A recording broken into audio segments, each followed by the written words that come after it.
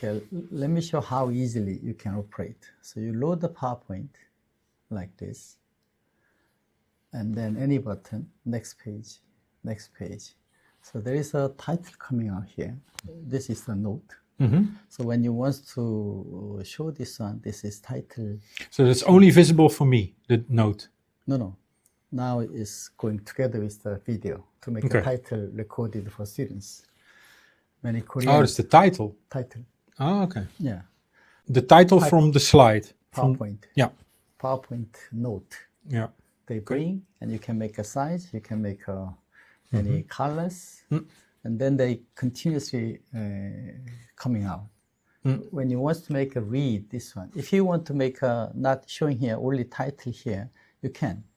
So this is basic concept. So once you have this one, if you move pointer, this one recorded. And as soon as you double click, it goes full screen. Because you can make a next page, or this button, the right button, make full screen, small screen. And is there a device? Yeah, any Logitech you can do. This is all about the software and hardware. That's it. Can you create subtitles too? So if I record something and I wanted to add subtitles,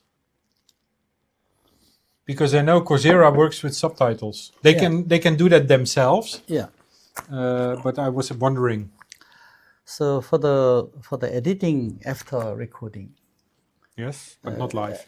You can use many tools for recording, but now many player like YouTube, they have their own title. But when you create the video, you can make a title in real time here.